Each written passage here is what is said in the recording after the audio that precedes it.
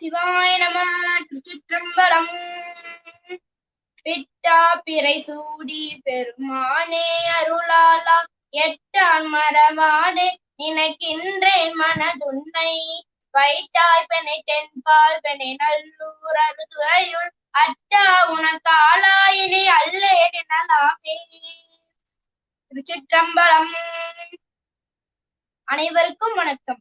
நம் தமிழூரன் இலக்கிய ஆராய்ச்சி மையம் சிங்கப்பூர் மற்றும் ஐயாரப்பர் திருமுறை மன்றம் திருவையாறு இணைந்து நடத்தும் மன்னிய சிவஞான் மொழி தருமாற்றம் 11ஆம் திருமுறை கருத்தரங்கத்தில் 3ஆம் சிற்றிலக்கிய சிந்தனைக்குள் செல்லவிருக்கிறோம். இந்நிகழ்வுக்கு வருகை தந்திருக்கும் அனைவரையும் வருக வருக என வரவேற்கிறேன். காரைக்கால் அம்மையார் திரு இரட்டை மணிமாலையை நமக்கு பொருளோடு எடுத்து சொல்ல வருகை தந்திருப்பவர் சிவத்திரு கற்பக ஜோதி அம்மையார். பெங்களூரு ஆண்ட அரசு உளவார பணி குழுவை சார்ந்து திருவாசக முற்றோடர் உளவார பணி மற்றும் சைவ சித்தாந்த திருப்புகழ் வகுப்பு ஆகியவற்றில் கலந்து தொண்டாற்றி வருகிறார். குழந்தைகளுக்கு திருமறை சார்ந்த கதைகள் சொல்வதில் ஆர்வம் கொண்டவர். பெருமானுக்கு பூமாலை கட்டுவதில் வல்லவர். அடியார்களுக்கும் அன்னம்பாளிப்பு செய்வதில் உடன்மையிடம் அம்மாவுக்கு தான் கொடுக்க வேண்டும். அம்மையார் அவர்களை இப்போது பேச வருமாறு அன்போடு அழைக்கிறேன்.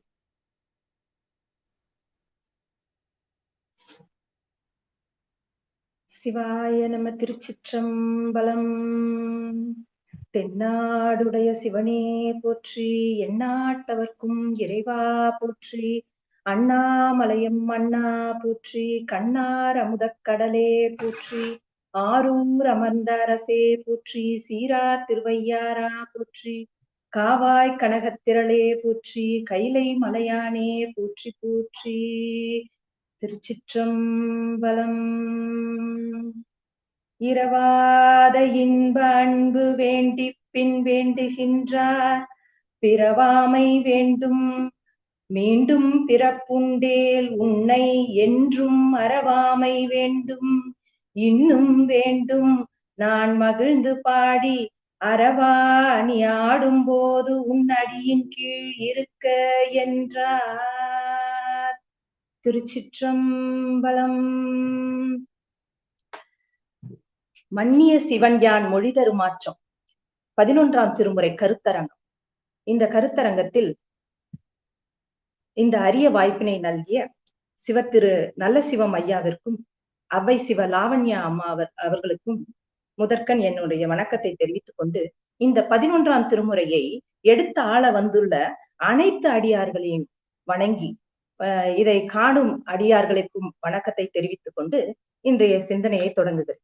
இன்றைக்கு எனக்கு கொடுத்திருக்கிற பகுதி காரைக்கால் அம்மையாரின் திரு இரட்டை மணிமாலை. ஈசனிடம் பொன் பொருள் பதவி இப்படி எல்லாவற்றையும் கேட்பவர்களை பார்த்திருக்கலாம். அப்படியே அவர்களையும் மேலும் பக்குவப்பட்டவர்கள் ஈசனிடம் ஈசனே நீயே வேண்டும் என்று கேட்பவர்களையும் பார்த்திருக்கலாம். அதையும் தாண்டி சிலர் கூடும் அன்பினில் கும்பிடலே அன்றி வீடும் வேண்டா விரலின் விளங்கினராக இருப்பதையும் பார்த்திருக்கலாம். ஆனால் யாராவது ஒருவர் எனக்கு பேயுருவம் வேண்டும் என்று கேட்டிருப்பாரா? அதை கேட்டவர் நம் தாய். இங்கே ஆணவத்தின் படை இது. அழகு என்பது இறைவனை வணங்குவதற்கான தடையானது. இது ஆணவத்திற்கு படையானது என்று யாவரும் அஞ்சி வெறுக்கக்கூடிய ஒரு பேயுருவத்தை வேண்டி பெற்றார் அவர். அதனால் அவரை தாய் என்றான் நம் ஈசன். அப்படிப்பட்டவர் பேய் வடிவம் கேட்டார். அவர் அடியார்களுக்கு உணவளித்ததனாலேயே அவர் தம் அடியார்களை அன்போடு தாயாக பராமரித்தார் அல்லவா? அதனால் இறைவனுக்கும் அவர் தாயானார். மேலும் தமிழுக்கும் அவர் தாய். தமிழுக்கு எப்படி தாய் அப்படின்னு பார்த்தோம்னா, தமிழுக்கு அவர் முதல்ல 10 பாட்டுக்கள் அடங்கிய பதிகங்களை அறிமுகப்படுத்தினார். அதன் பிறகு அதற்கு திருக்கடைக்காப்பு என்று ஒன்றையும் அறிமுகப்படுத்தினார்.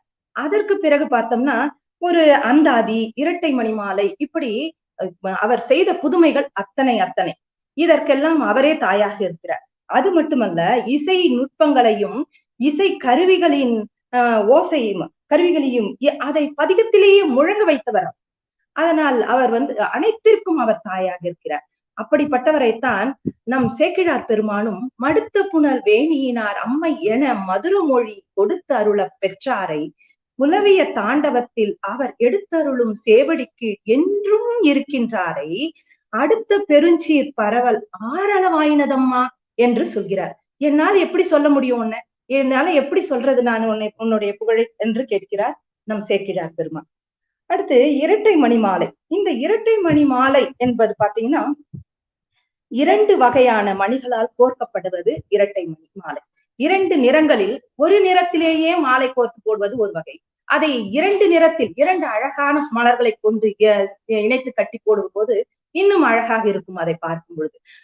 அது போல அம்மையார் பாக்களால் பாடியிருக்கிறார் 2 வகையான யாப்புக்களால் கொண்டு. அதிலும் ஒரு புதுமை செய்துள்ளார் அவர். அது எப்படி என்றால், முதலில் வெண்பாவும் கட்டளை கலித்துறையுமாக இருக்க வேண்டியதை முதலில் கட்டளை கலித்துறையும் அடுத்து வெண்பாவமாக மாற்றி அமைத்து பாடினார். அது மட்டுமல்ல, அந்த பாடல்களை அந்தாதி முறையில், அதாவது இறுதி வார்த்தை எது முடிகிறதோ அந்த சொல்லை முதல் சொல்லாக எடுத்து கையாண்டு இருக்கிறார் நம் அம்மையார். அப்படிப்பட்டவர். இதற்கான பெரிய புராண குறிப்பு அப்படின்னு பார்த்தோம்னா, ஆய்ந்த சீர் இரட்டை மாலை அந்தாதி எடுத்து பாடி ஏய்ந்த பேருணர்வு பொங்க எயிலொரு 3 முன்னாள் காய்ந்தவர் இருந்த வெள்ளி கைலைமால் வரையை நன்ன வாய்ந்த பேர் அருண் முன்கூற வழிபடும் வழியால் வந்தார். அவர் கைலைக்கு செல்லும் வழியில் அருளியதுதான் இந்த அற்புதத்தின் திரு அந்தாதியும் திரு இரட்டை மணி மாலையும் என்ற இந்த 2 நூலையும். அதுல அப்படி வழியில் செல்லும் வழியில் வந்தார் அப்படின்னு சொல்லி சேக்கிழார் பெருமானும் இதற்கு குறிப்பை கொடுத்திருக்கிறார். இப்பொழுது பாடலுக்கு செல்லலாம். முதல் பாடல். கிளர்ந்துந்து வெந்துயர் வந்தடும் போது அஞ்சி நெஞ்சமென்பாய் தளர்ந்திங்கு இருத்தல் தவிர்த்தி கண்டாய் தளராது வந்தி வளர்ந்துந்து கங்கையும் வானத்து இடைவளர் போட்டு வெள்ளை இளந்திங்களும் இருக்கும் சென்னி ஈசனுக்கே என்கிறார். நெஞ்சமே தளராது வந்தி என்று நெஞ்சத்திற்கு அறிவுறுத்துகிறார் அம்மையார். எப்படி? கிளர்ந்து உந்து வெந்துயர் வந்து அடும் பொழுது, கிளர்ந்து உந்து வருகிறது, அடுத்து அடுக்கடுக்காக வருகிறது வெந்துயர் வந்து அடும் பொழுது. அடுப்பொழுது என்பது தொடர்ந்து வந்து கொண்டே இருக்கிறது. அப்படி வந்து அடுக்கடுக்காக வந்து வருத்தும் பொழுது, நெஞ்சமே நீ தளர்ந்து விடாதே. ஏன் தளரக்கூடாது? ஏன் தளர முடியாது? தளர வேண்டாம் நீ. ஏன் அப்படின்னா, அங்க இறைவனின் சடை இருக்கிறது பாரு, அது உன்னை தாங்கிக் கொள்ளும் அப்படின்னு சொல்றாங்க. வளர்ந்துந்து கங்கையும் வானத்து இடைவளர் போட்டு வெள்ளை இளந்திங்களும் இருக்கும் சென்னிங்கிறாங்க அம்மையாரு. வளர்ந்துந்து கங்கை என்றது அவர் ஆணவத்தின் அடையாளமான கங்கையை அடக்கியதை காட்டுகிறது. வானத்து இடைவளர் போட்டு வெள்ளை இளந்திங்கள் என்பது இறுதி நேரத்தில் கடைசி காலத்தில் சங்கரா என்று வந்தாலும் சரி, அவர் எடுத்து தலையில் வைத்துக் கொள்வார், அவர் தாங்கிக் கொள்வார் என்று காட்டுகிறது. அது மட்டுமல்ல, எருக்கு என்பது யாருமே அணிவதற்கு வெறுக்கக்கூடிய ஒரு மலர். அதனை அவர் தலையில் வைத்துக் கொண்டிருக்கிறார், அதெல்லாம் வைத்திருக்கிறார். அதனால் நம்மையும் காப்பார், நம்மையும் வைத்துக் கொள்வார் என்று நமக்கு உறுதி சொல்கிறார். நம்மை தாங்கிக் கொள்வதற்கு இறைவன் இருக்கிறார் என்று நமக்கு மயிலிறகால் மருந்திடுகிறார் அம்மையார் இந்த இடத்துல. அதையே தான் மாணிக்கவாசக பெருமானும் சடையவனே தளர்ந்தேன் எம்பிரான் என்னை தாங்கிக் கொள்ளே என்று, அந்த சடை என்பது நம்மை தாங்கிக் கொள்வது என்று சொல்கிறார் அந்த இடத்துல. அடுத்த பாடல் பாத்தீங்கன்னா 2வது பாடல். ஈசன் அவனல்லாது இல்லை என நினைந்து பூசி மனத்தகத்து கொண்டிருந்து பேசி மறவாது வாழ்வாரை மண்ணுலகத்து என்றும் பிறவாமை காக்கும் பிரான் என்கிறார். பிறவாமை காக்கும் பிரான் அவன். எப்படிப்பட்டவர்களுக்கு? என்றும் ஈசன் அவனல்லாது இல்லை என்று நினைப்பவர்களுக்கு.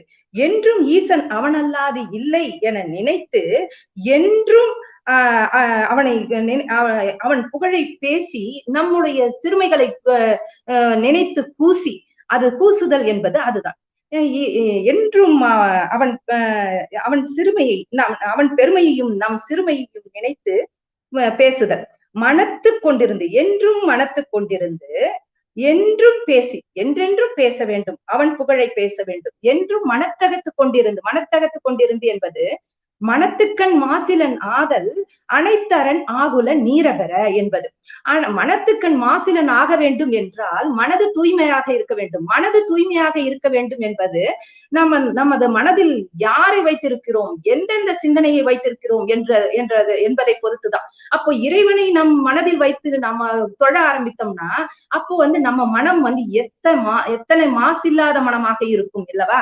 அதை சொல்றாரு, என்றும் மனத்தகத்து கொண்டிருந்து என்றும் மறவாது பேசி, என்றும் மறவாது பேசுதல் என்பது நீள நினைதல், எப்பொழுதும் அயரா அன்பின் அரண்கடல் செலுமே என்று மெய்கண்டார் சொன்னது போல அயராமல் எப்பொழுதும் அன்பு செலுத்திக் கொண்டே இருப்பது, அவனை நினைத்துக் கொண்டே இருப்பது, அவனை பேசிக் கொண்டே இருப்பது, அவன் புகழை, அவன் பெருமையை, அவன் வீரத்தை, அவன் செய்த கருணையை, இதை பேசிக்கொண்டே இருக்க வேண்டும். அதைத்தான் என்றும் மறவாது பேசி என்றார். அதைத்தான் நம்ம அப்பர் பெருமான் பேசாத நாளெல்லாம் பிறவா நாளே என்றார். நம்ம மாணிக்க வாசக பெருமான் பேசும் பேச்சிற்கு இலக்கிதமா மாசில் மணிவார்த்தை பேசி என்று பேச வேண்டிய பேச்செல்லாம் இறைவன் பேச்சாக இருக்க வேண்டும் என்று நமக்கு அம்மை அறிவுறுத்துகிறார். அப்படிப்பட்டது இறைவனை இதில் இந்த அவனல்லாது ஈசன் அவனல்லாது இல்லை என்பது எதை குறிக்கிறது என்றால் எதிர்மறையாக, அவனல்லாது இல்லை என்று எதிர்மறையாக சொன்னது எப்படி என்றால் உறுதி பொருளை காட்டுவதாக அமைந்துள்ளது. அடுத்து இதுல ஈசன் அவனல்லாது இல்லை என்று எவ்வாறு எண்ண வேண்டும் என்ற கருத்துக்கு பொது நீக்கி தனை நினைய வேண்டும்.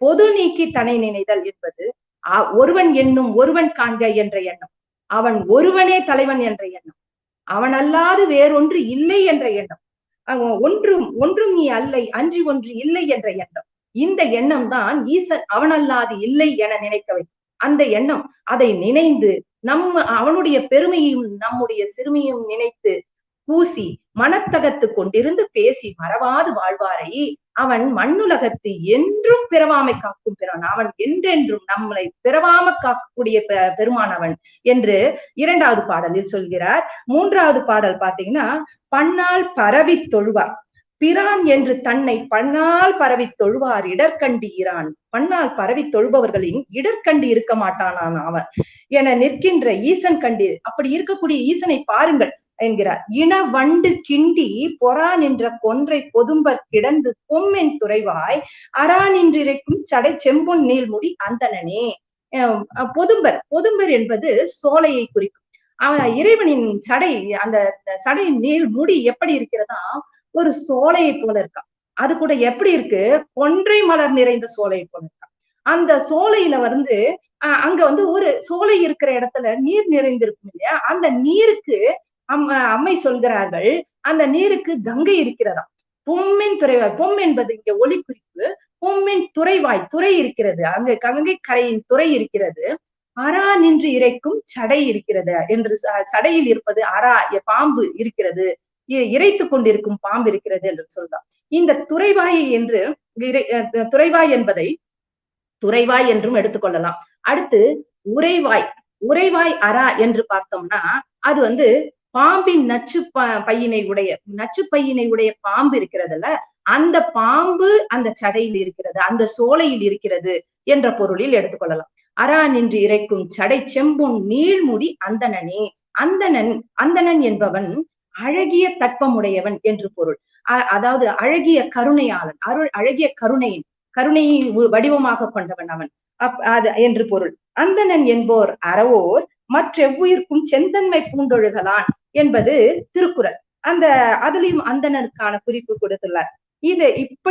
அப்படி இருக்கக்கூடிய சடையை உடைய இறைவனை பாருங்கள். அந்த இன வண்டு என்பது ஆணும் பெண்ணுமாக இருக்கக்கூடிய இன வண்டு. அந்த இன வண்டு கிண்டி பொறா நின்றல் என்பது மோதுகின்றதாம். அந்த கொன்றை மலரை மோதி மொட்டாக இருக்கக்கூடிய மலரையும் மலரச் செய்யும் வண்டுகளாம் அந்த இடத்துல. அப்போ தேன் நிறைந்த அந்த புத்தம் புதிய மலரை அவர் தலையில் வைத்திருக்கிறார், அதனால் தான் அங்கு வண்டு சுற்றுகிறது என்று பொருள். இங்கு பிரான் என்று அவனே தலைவன் என்று இருப்பவர்களுக்கு, அப்படி பரவி தொழுவார்களுக்கு அவர்களின் இடர்கண்டி இரான் என்பது முதல் வரி. அதன் பார்த்தோம்னா அவன் பன்னால் அழைப்பொழியான், அவன் கொள்கையினால் பண்ணால் இவன் அழைப்பொழியான் என்று நம்ம அப்பர் பிரான் சொன்னாரு. அதே மாதிரி கொள்கையினால் உயர்ந்த நிறையுடையார் இடர்களையாய் பிரான் அவன் என்றும் தொழுவார் அவர் துயராயின தீர்த்தல் அவன் தொழிலே என்றும் எண்ணி பண்ணால் பரவி தொழுபவர்கள் அவர்களின் இடர்கண்டு இருக்க மாட்டான். அவர்கள் வந்து கேட்க வேண்டுமா, எனக்கு இது வேண்டும் இது வேண்டும் என்று கேட்க வேண்டிய அவசியமே இல்லை. அவன் உடனே கொடுத்துருவான், கேட்கறதுக்கு முன்னாடியே கொடுப்பான். அதற்கு அடையாளம் தான் முத்துப்பல்லக்கும் முத்துச்சிவிகையும் தாளமும் பாடுவார் பசி தீர்ப்பார் என்று பாடிய நம்பி ஆரூரத்து பிச்சை எடுத்து கொண்டு வந்து உணவு கொடுத்தது. இதெல்லாம் அவர்கள் கேட்டா கொடுத்தான், அவன் வாரி கொடுப்பான், அவன் வள்ளல். அடுத்த பாடல் பாத்தீங்கன்னா, என் கண்டாய் நெஞ்சே இனி. அந்தணனை தஞ்சம் என்று ஆட்பட்டார் ஆழாமே வந்தணைந்து காத்தளிக்கும் வல்லாளன் கொந்தணைந்த பொன் கண்டால் பூணாதே கோளரவம் பூண்டானே ஏன் கண்டாய் நெஞ்சே இனி. இது ஒரு தாய் உள்ளம். அம்மான்னு கூப்பிட்டுட்டாங்கல்ல சாமி, அதனால இந்த தாய் உள்ளத்தோட சொல்றாங்க. தாய் எப்படி சொல்லுவாங்க, எல்லாருக்கும் ஊருக்கே வேலை செய்துகிட்டு இருக்கான் என் பையன், ஊருக்கு வேண்டியதெல்லாம் கவனிச்சுக்கிட்டு இருக்கான், இவனுக்கு இவன் உடம்ப பாத்துக்கிறானா, இவனுக்கு வேண்டியதை பாத்துக்கிறானா அப்படின்னு சொல்றது தாய் இல்லையா. அந்த மாதிரி ஒரு தாயாக இருந்து இந்த பாடலை சொல்கிறார். அந்தணனை தஞ்சம் என்று ஆட்பட்டார் ஆழாமை. அவன் கிட்ட யாராவது தஞ்சம்னு வந்துட்டா போதும், அவர்களை ஆழாமை காத்தளிப்பான் அவன். ஆழாமை என்பது பிறவிக்கடலில், வினையினால் வரக்கூடிய பிறவிக்கடலில் ஆழாமல் காக்கக்கூடியவன் அவன். வந்தணைந்து காத்தளிக்கும் வல்லாளன், அவன் வல்லாளன். வந்து அணைந்து அப்படி பிறவிக்கடலில் இருப்பவர்களை மீட்டு கொண்டு வருவது என்பது அவ்வளவு எளிதான செயலா? அந்த செயலை செய்யக்கூடியவன்னா அவன் வல்லாளனாகத்தான் இருக்கணும். அவன் வல்லாளன். எல்லா உயிர்களுக்கும் பாத்தீங்கன்னா அவன் வல்லாளனாக இருப்பவன், அவன் வலிமை மிகுந்தவனாக இருப்பவன். அப்படிப்பட்டவன் அவன் அணிவது பாருங்க, கொந்தணைந்த பொன் கண்டார். கொந்து என்பது கொத்து என்றும் பொருள் கொள்ளலாம், கொத்தாக பொன்னை அணிந்து கொள்வதையும் கொள்ளலாம். மற்றொரு பொருள் என்னன்னா, பொந்து என்பது தீயில் இட்ட பொண்ணு. அந்த பொண்ணால ஆன அணிகளை நீங்க அணியாமே கோளரவம் பூண்டானே, பாம்ப போய் போட்டுட்டு இருக்காருப்பா. பொண்ணால எல்லாம் நகைய போடலப்பா, அவரு பாம்ப போட்டுட்டு இருக்காருப்பாப்பா.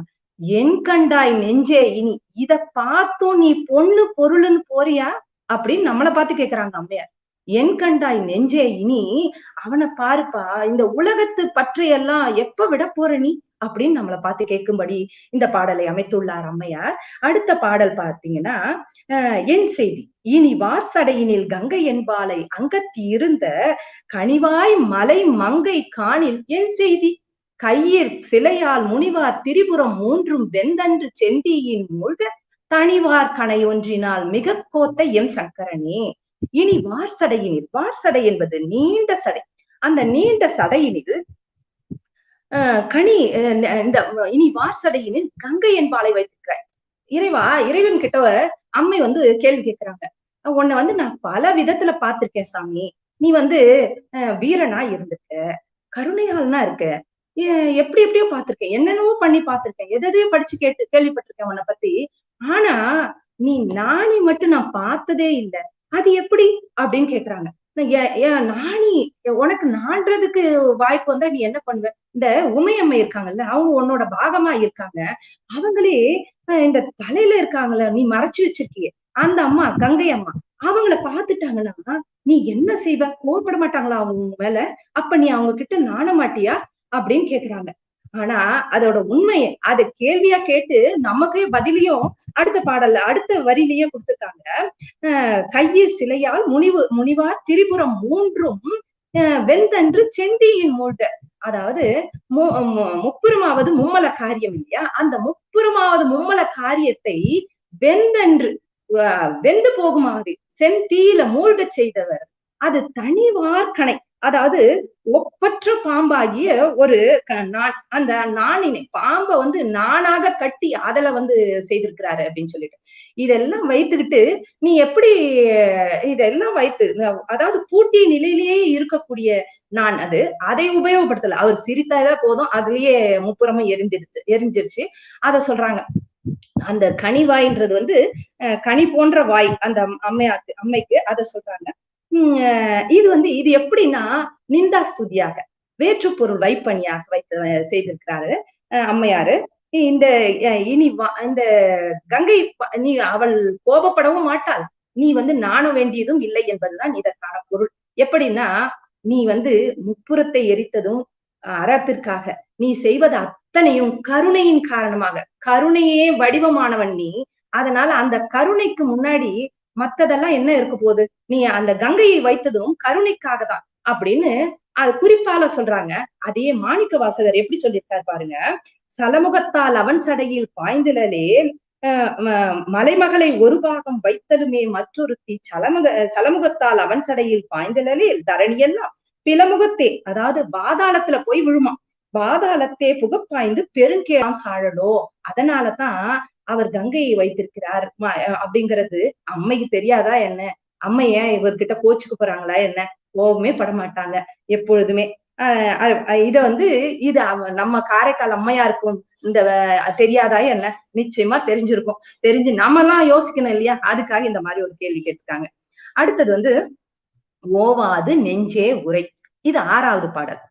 சங்கரனை தாழ்ந்த சடையானை அச்சடை மேல் பொங்கரவம் வைத்துகந்த புண்ணியனை அங்கொரு நாள் ஆ என்று ஆழாமை காப்பானை எப்பொழுதும் ஓவாது நெஞ்சே உரை. சங்கரனை, சங்கரன் அப்படின்னா துன்பத்தை துடைப்பவன், இன்பத்தை தருபவன் அவன். அந்த சங்கரனை தாழ்ந்த சடையானை, தாழ்ந்த சடையை உடையவனை அச்சடை மேல் பொங்கரவம் வைத்துகந்த புண்ணியனை, பொங்க அரவத்தினை கூட, அந்த பாம்பினை கூட தலையில வச்சிருக்காருப்பா. அந்த பாம்பை கூட தனக்கு ஒரு இடமாக வைத்து தலையில வச்சிருக்காரு. பொங்கரவம் வைத்துகந்த புண்ணியன், புண்ணியன் அவன் நல்ல செயல்களின் வடிவானவன். அதனால அவன் புண்ணியனாக இருக்கிறான். அப்படிப்பட்டவனை, புண்ணியனை அங்கொரு நாள், அங்கொரு நாள் என்பது கூற்றுவன் வருவான் இல்லையா, அந்த நாள். அந்த நாள்ல ஆ என்ற ஆழாமை காப்பானை. அன்னைக்கு ஒரு நாளைக்கு, அன்னைக்கு கூப்பிட்டா போதுமா அப்படின்னு சொல்லி கேக்குறாங்க. அங்க ஒரு நாள் ஆ என்ற ஆழாமை காப்பானை. அப்படி ஒரு நாள் வரும் பொழுது நம்மை ஆழாமல் காப்பவன் அவன். அப்படி நம்மளை ஆழாம காக்கணும்னா அதுக்கு நாம ஏதாவது செய்யணும் இல்ல? அதுக்காக சொல்றாங்க, எப்பொழுதும் நெஞ்சே ஓவாது உரை. எப்பொழுதும் ஓயாம அவன் பேரையே சொல்லு, அவனையே நினை, அவனை பத்தியே பேசு. அப்படி செய்தினா உன்னை அந்த நாள் வரும் இல்லையா, கூற்றுவன் வருவான் இல்லையா, அன்னைக்கு காப்பாத்துவாரு அப்படின்னு சொல்லி நமக்கு அறிவுறுத்துறாங்க இந்த அம்மா. அதுல இந்த சடை அப்படிங்கிறது ஞானத்துக்கு அடையாளம். அந்த சடை ஞானத்திற்கு அடையாளமாக இருப்பதனால அந்த இடத்துல சடையானை அப்படின்னு சொல்லியிருக்காங்க. அப்புறம் நம்ம அப்பர் பெருமான் அவரும் இதே மாதிரி ஒண்ணு சொல்லியிருப்பார். உற்றார் ஆருளரோ உயிர் கொண்டு போகும் பொழுது குற்றால தமந்துரையும் கூத்தா கூத்த நல்லால் நமக்கு உற்றார் ஆருளரோ அப்படின்னு சொல்லியிருப்பாங்க. அதே திருஞான சம்பந்த பெருமானும் அலமந்த போதாக அஞ்சேல் என்று அருள் செய்வான் அப்படின்னு நமக்கு தைரியத்தை கொடுக்குறாங்க இவங்க எல்லாம். அப்ப அவனை பிடிச்சுக்குங்க, அவனை கும்பிட்டுக்குங்க, அவன் காப்பாத்துவான் அப்படின்னு சொல்லிட்டு. நம்ம திருக்குறள்ல கூட பாத்தீங்கன்னா, பிறவிக்கடல் நீந்துவர் நீந்தார் இறைவனடி சேராதார்னு ஒரு குறிப்பு கொடுத்திருப்பாங்க. அப்படி துன்பக்கடலில் ஆழாமல் காக்கக்கூடியவனை அதற்கு அந்த துன்பக்கடல் வரும் பொழுதுதான் வேண்டணும்னு இல்ல, அதற்கு முன்னாடியே வேண்டணும்னு ஒவ்வொரு அருளாளர்களும் சொல்கிறார்கள். அதே போலத்தான் அருணகிரிநாதரும் எரிமூண்டதென்ன விழித்து புகையழ வெங்கூற்றன் கழுத்தில் சுருக்கிட்டு இழுக்கும் என்றோ கவி கற்கின்றது. அப்ப போய் உட்கார்ந்தா பாட்டு படிச்சிடலாம், இந்த பாட்டை படிச்சிடலாம், அந்த பாட்டு படிச்சிடலாம்னு படிக்க முடியுமா அப்படின்னு கேக்குறாரு. அதையேத்தான் அம்மையும் இப்படி நமக்கு முதல் நமக்கு அறிமுகப்படுத்துறாங்க. இதையெல்லாம் முதல்லயே சொல்றாங்க நமக்கு. அப்படி சொல்லக்கூடியவர் அம்மா. அடுத்தது பாத்தீங்கன்னா, அன்பெனும் வலையில் அகப்படும் மலையார் அரவம் தொடேல் என்று இறைவனை பார்த்து சொல்கிறார். அரவம் தொடேல் என்று 7வது பாடல்ல சொல்றாங்க. உரைக்கப்படுவதும் ஒன்று உண்டு கேட்கின் செவ்வான் தொடைமேல் இறைக்கின்ற பாம்பினை என்றும் தொடேல். என்னைக்கும் தொடாதப்பா, உரைக்கப்படுவது உனக்கு ஒண்ணு சொல்றேன் கேட்டுக்கேன் அப்படின்னு சாமி கிட்ட சொல்றாங்க. அம்மா இல்லையா, அதனால அறிவுரை சொல்றாங்க.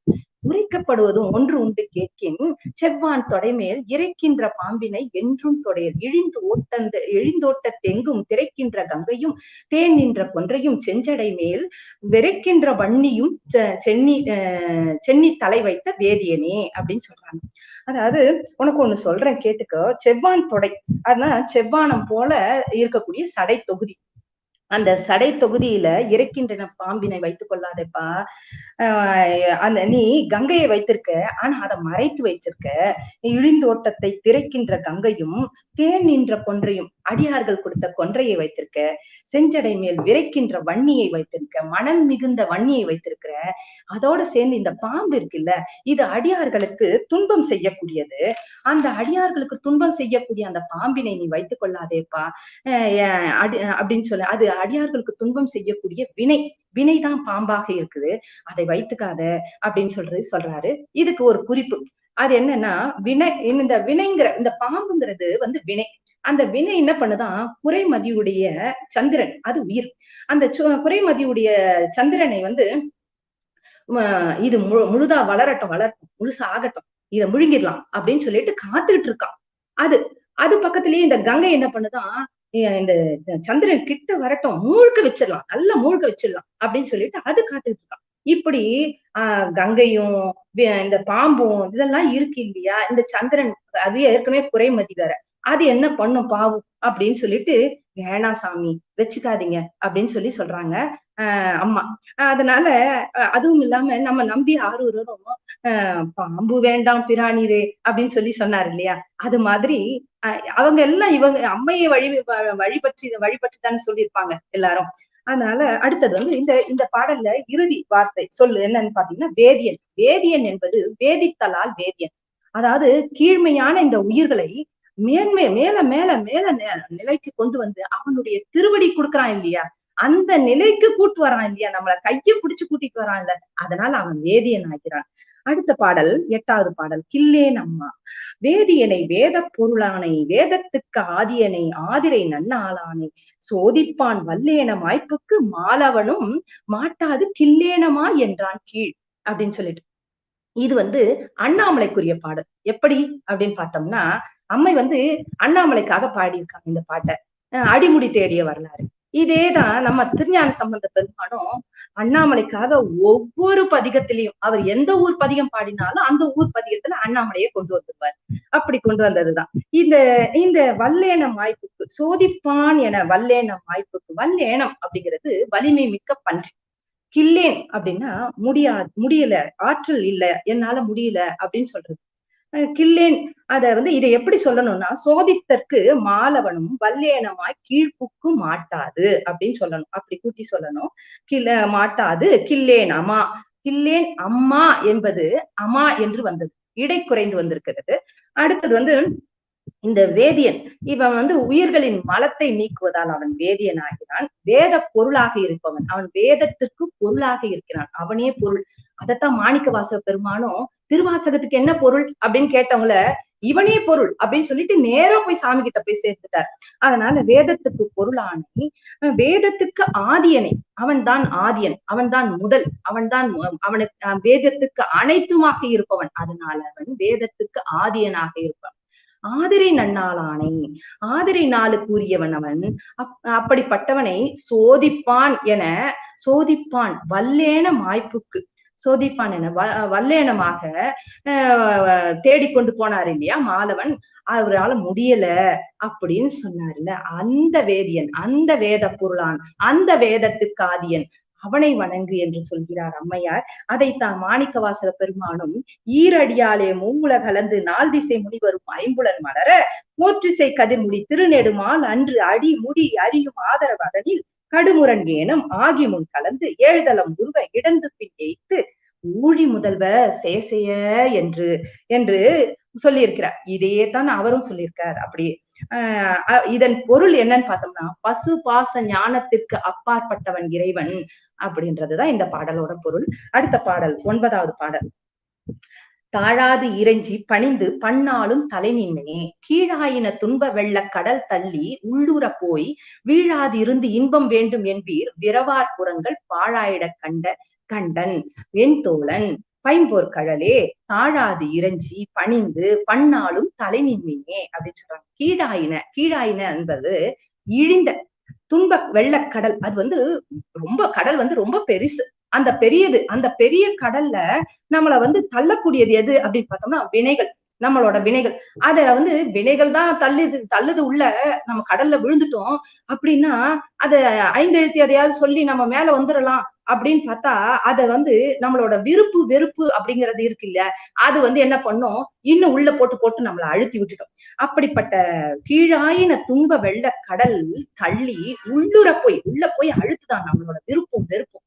அப்படி இல்லாம வீழாது இருந்து, அதெல்லாம் இல்லாம இன்பம் தான் வேணும் அப்படின்னு நினைக்கிறவங்க, அதாவது இன்பம் வேணும்னு நினைக்கிறவங்க எல்லாருமே இருப்பாங்க.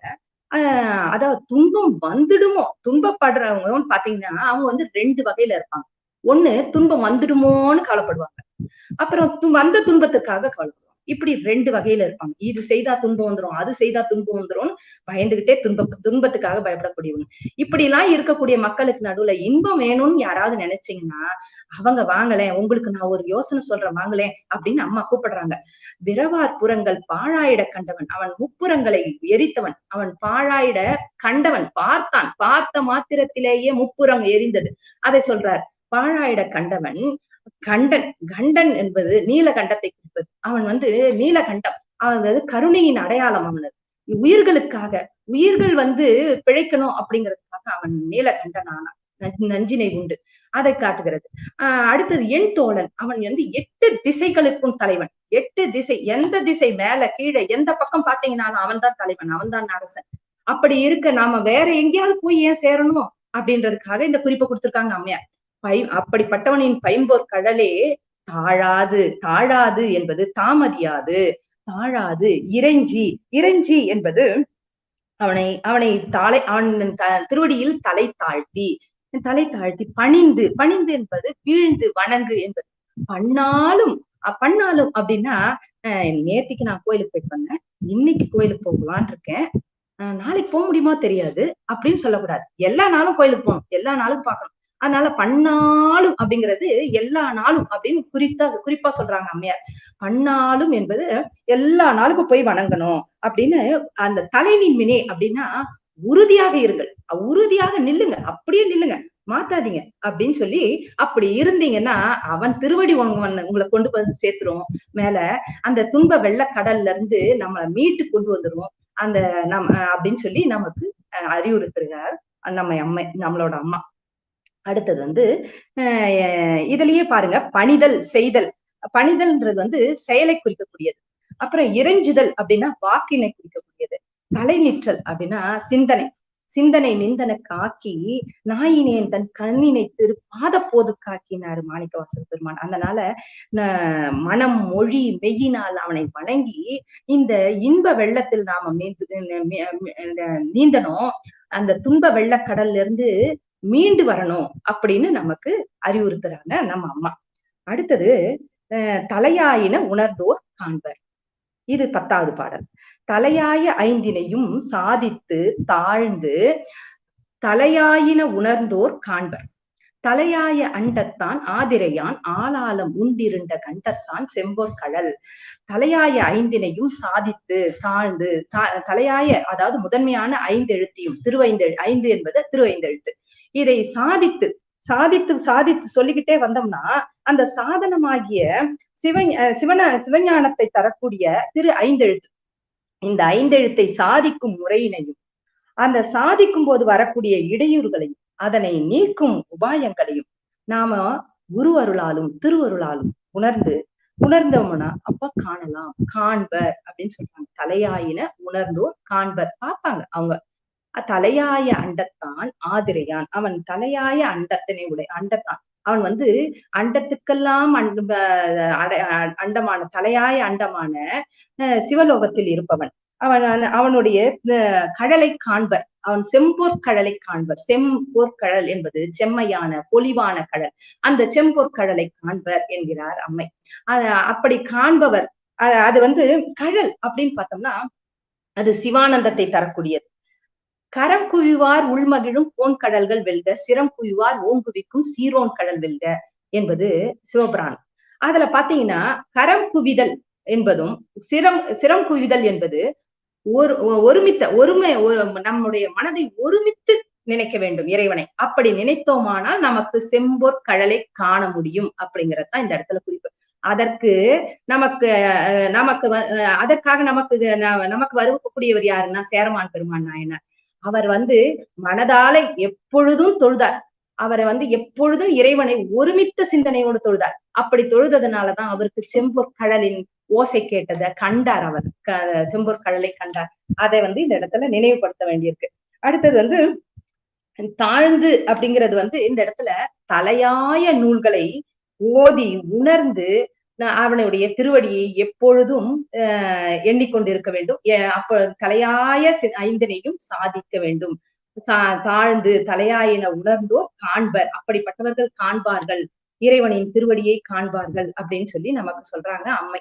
அடுத்த பாடல் காணலுற்றார் தம்மை பேணலுற்றார். கழற்கண்ட சேவடி காணலுற்றார் தம்மை பேணலுற்றார். நிழற்கண்ட போதத்தும் நில்லாவினை நிகர் ஏதுமின்றி தழற்கொண்ட சோதி செம்மேனி எம்மானை கைமா மலர் தூய் தொழக்கண்டு நிற்கிற்குமோ துண்ணினம் அடுந்தொல்வினையே. கடற்கொண்ட சேவடி, அவனுடைய திருவடி வீரக்கழலினை அடைந்த சேவடி, செம்மையான அடி.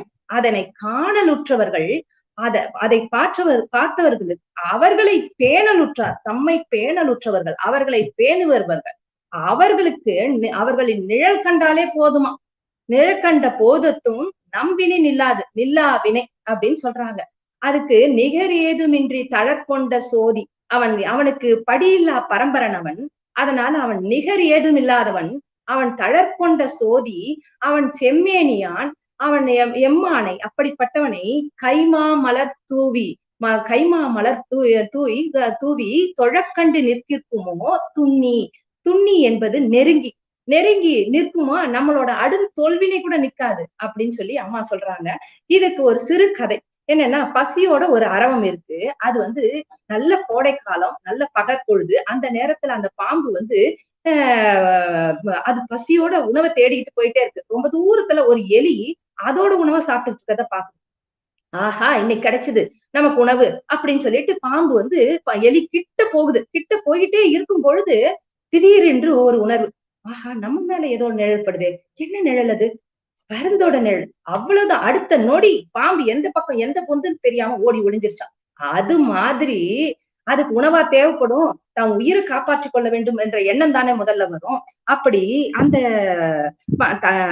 அப்படி ஓடிவிடுமா அவர்களுடைய நிழல் கண்ட பொழுதும். அவர்களை, அதாவது அடியார்க்கும் அடியாரின் நிழலை கண்டாலே போதும், அவர்களை பார்த்தாலே போதும், நம் வினை நில்லாது ஓடும் என்று அம்மையார் கூறுகிறார். இதைத்தான் வாரியார் சுவாமிகளும் தபால் பட்டியல போடுறதெல்லாம் தபால் நிலையத்துக்கு போகும், தபால் நிலையத்துக்கு போடுறதெல்லாம் தபால் பெட்டிக்கு வராது. அதனால தபால் பெட்டிக்கு போட்டாலே போதும், போட்டுடலாம் அப்படின்னு சொல்லிட்டு, அதாவது அடியார்களுக்கு செய்தாலே போதும், அது ஆண்டவனுக்கு செய்யற மாதிரி ஆயிடும் அப்படிங்கிற குறிப்பு கொடுத்திருப்பாங்க. அடுத்தது இந்த பொழுது அப்படிங்கிற சொல் இந்த பாடல்ல அத்து வேண்டா வழிச்சாரியை. அது மழை பெய்த போது நிலம் குளிர்ந்தது அப்படிங்கிறது கால இடைவெளி உண்டு.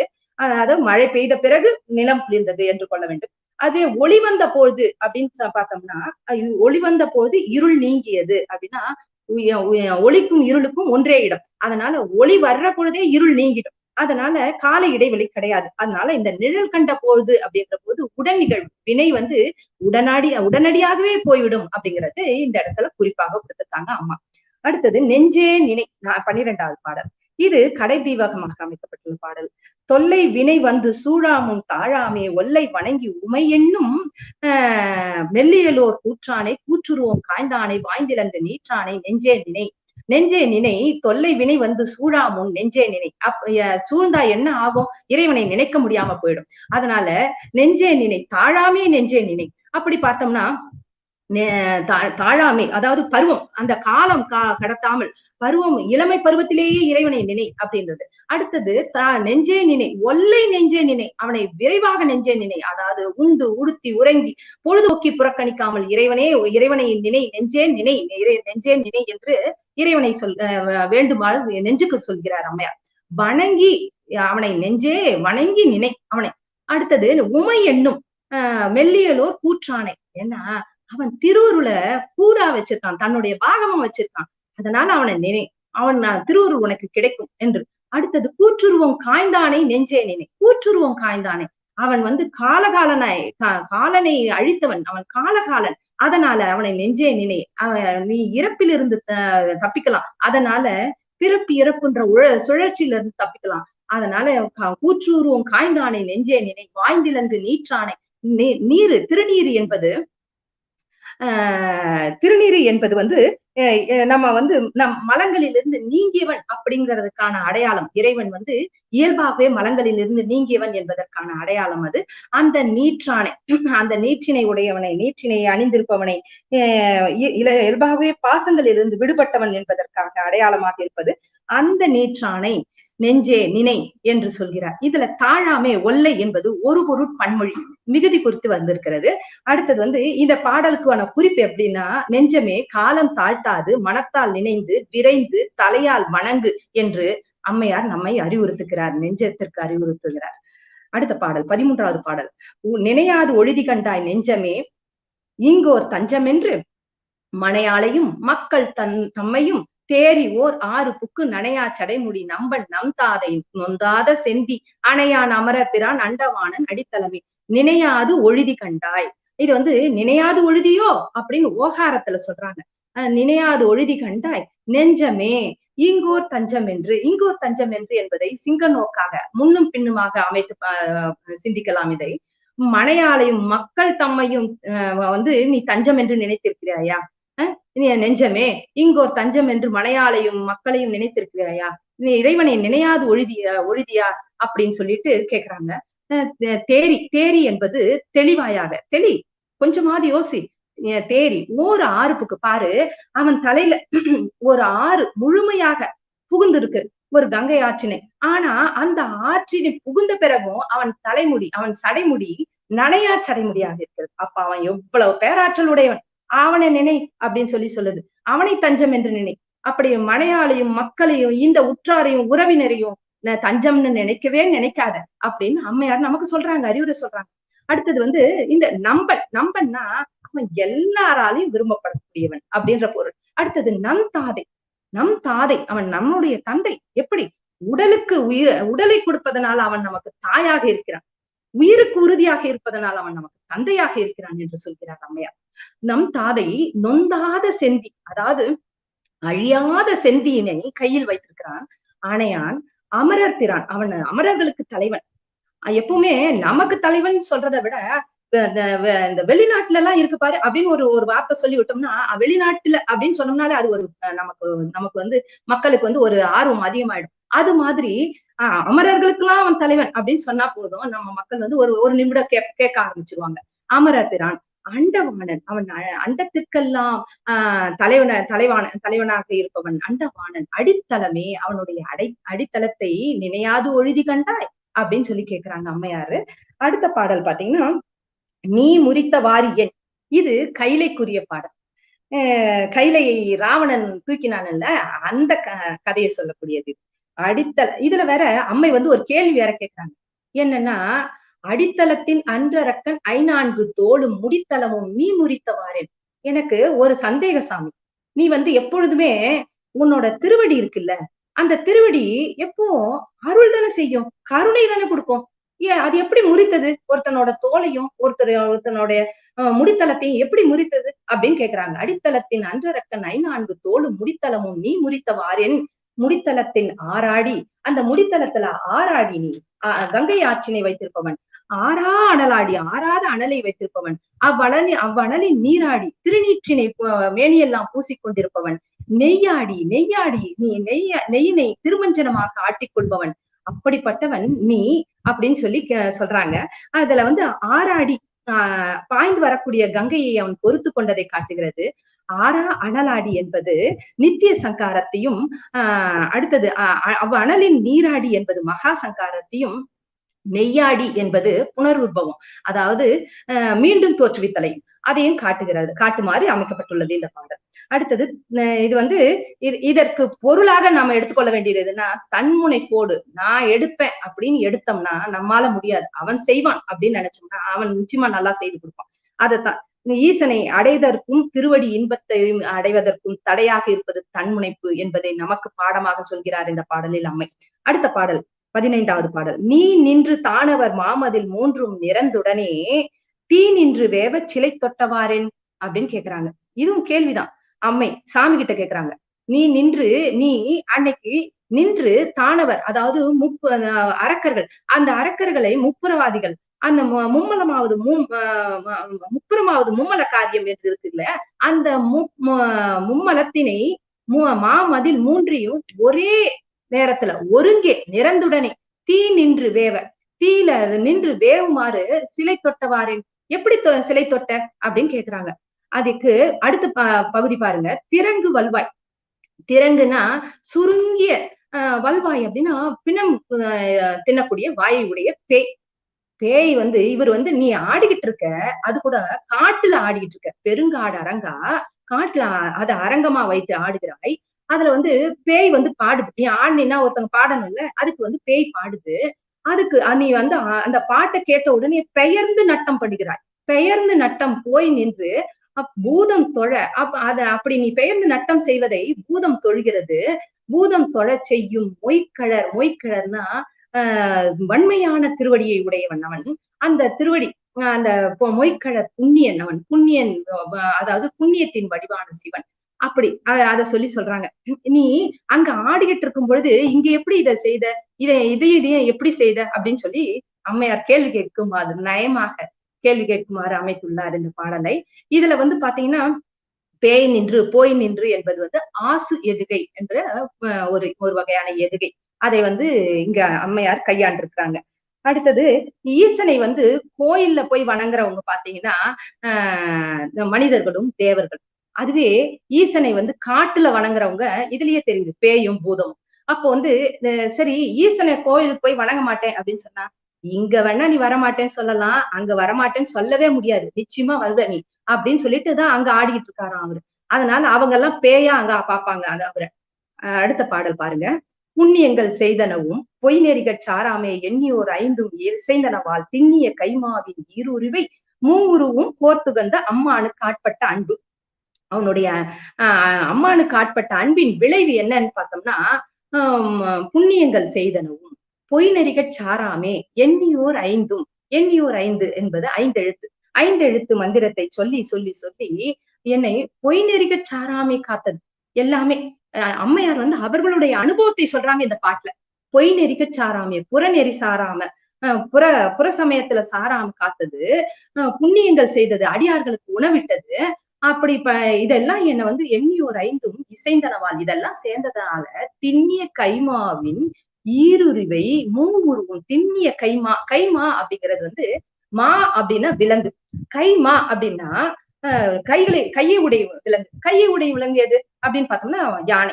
அந்த கைமாவின் ஈருருவை, யானையின் தோலை போய் வீட்டு போட்டு கொண்டாரு இல்லையா, அதை சொல்றாரு. ஈருருவை மூவுருவும், அதாவது உருவம். அப்படி இறைவனுக்கு 3 உருவமா? ஆமா, படைத்தல், காத்தல், அழித்தல். இதை செய்யும் பொழுது பிரம்மனாகவும் திருமாலாகவும் உருத்திரனாகவும் அதிட்டித்திருந்து செய்கிறான் அல்லவா, அதனால அவனுக்கு 3 உருவம்.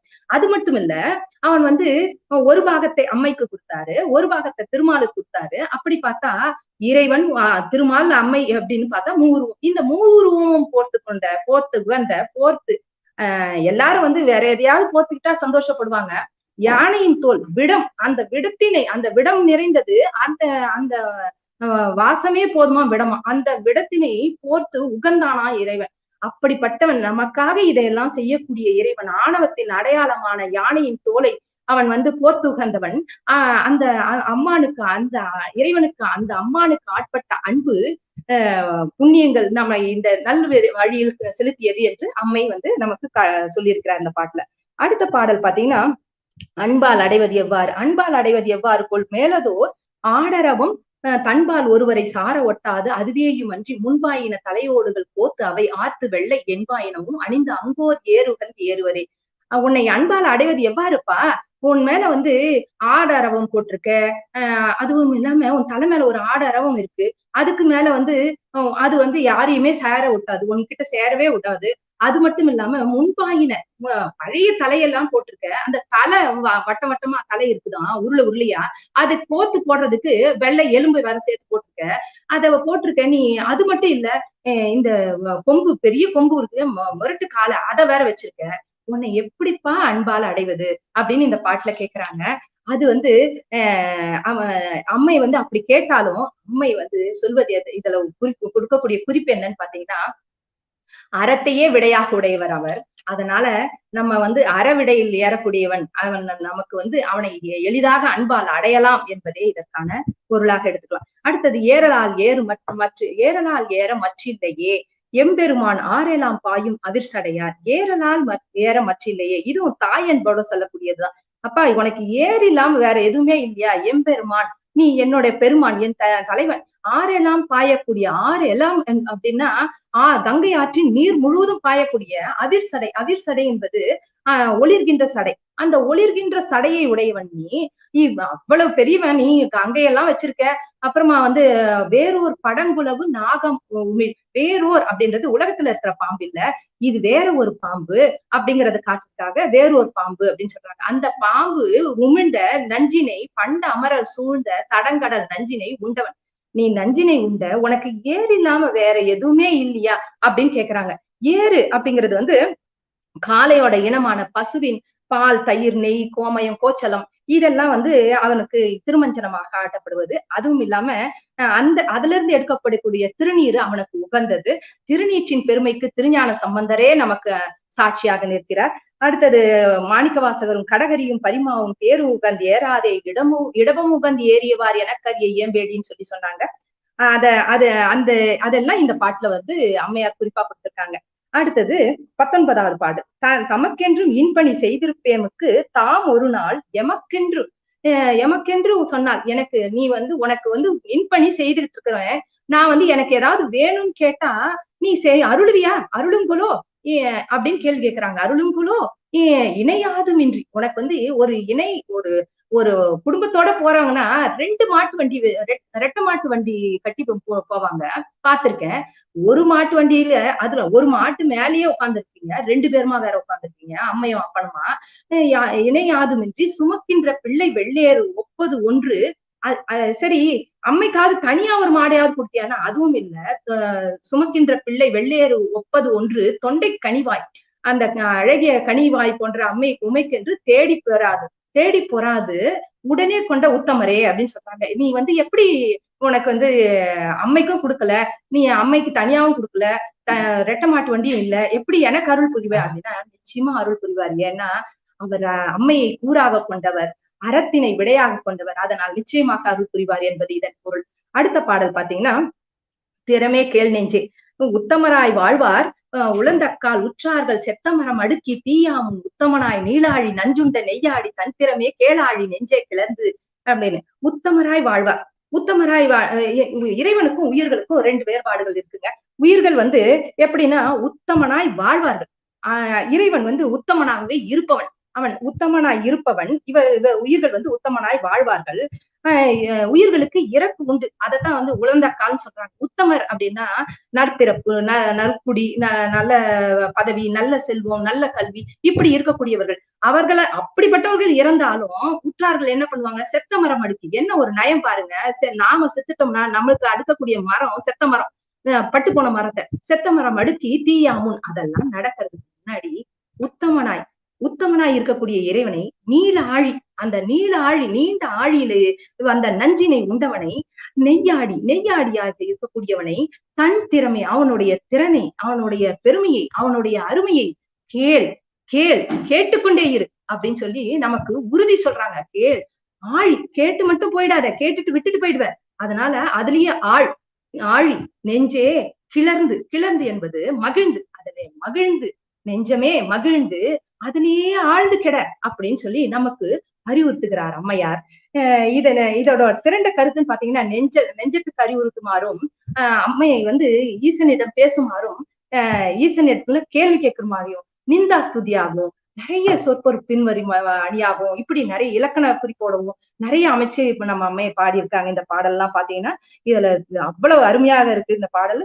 இதுல பாத்தீங்கன்னா கொன்றை வந்து ஒரு இடத்துல வருது, தலை அலங்காரத்தை வந்து 1, 3, 5, 7, 13, 14 அப்படின்ற பாடல் எல்லாம் கொடுத்திருக்கிறாங்க.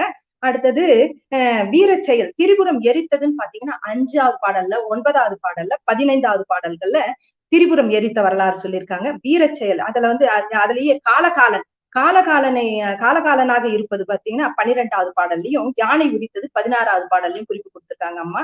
அடுத்தது நஞ்சுண்டது பல இடங்களில் விரைவி வருகிறது. அது வந்து 9வது பாட்டுல, 10வது பாட்டுல, 18வது பாட்டுல, 20வது பாட்டுலன்னு கொடுத்திருக்காங்க. நெஞ்சுக்கு அறிவுறுத்துதல் வந்து 1, 4, 6, 12, 13, 20 அப்படிங்கிற பாடல்ல எல்லாம் கொடுத்திருக்காங்க. அடுத்து புண்ணியன் அப்படின்னு 6வது பாடலையும் 15வது பாட்டுலயும் சொல்லியிருக்காங்க அம்மா. ஏறு அப்படிங்கிறத 18வது பாட்டுலயும், சுமக்கின்ற பிள்ளை வெள்ளேறு அப்படிங்கிறத 19வது பாட்டுலயும் சொல்லியிருக்காங்க. அடுத்தது சடையை பாத்தீங்கன்னா வார் சடை, செஞ்சடை அப்படின்னு பல இடத்துல சொல்லியிருக்காங்க. அது வந்து 3வது பாட்டுல, 5வது, 6, 7, 13, 18 இந்த பாடல்கள் எல்லாம் அம்மை வந்து சடைக்கான குறிப்பை கொடுத்திருக்காங்க. வினை அப்படின்றது பாத்தீங்கன்னா நில்லா வினைன்னு 11வது பாட்டுலயும், தொல்வினை அப்படின்னு 12வது பாட்டுலயும் கொடுத்திருக்காங்க. அப்புறம் 9, 10, 11, 13, 14, 15 இந்த பாடல்ல எல்லாம் இறைவனின் திருவடியை, கடலை, சேவடியை போற்றி இருக்கிறாங்க. இதையெல்லாம் இந்த குறிப்பெல்லாம் இவ்வளவு அம்மா அருமையா கொடுத்திருக்காங்க. அதை சொல்ல வைத்ததற்கு மிகவும் நன்றி. திருச்சிற்றம்பலம்.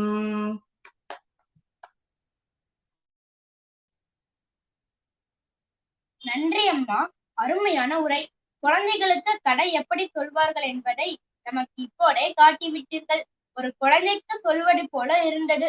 அம்மா அவர்களுக்கும் இதனை கேட்ட இணைய அன்பர்கள் யாவருக்கும் எங்கள் குழு சார்பாக நன்றிகளையும் வணக்கங்களையும் சொல்லிக் கொள்கிறோம்.